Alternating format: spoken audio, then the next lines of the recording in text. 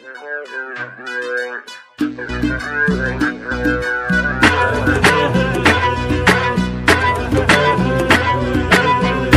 عناد الضايج والحاقد والشامت نبقى نصل الخوة، خلي اللي يكره ساكت كل اصبع بيتفقه، افزع بيه ايش تلقاه جاش نهي اي ننهي ما نخلي عدل بيها.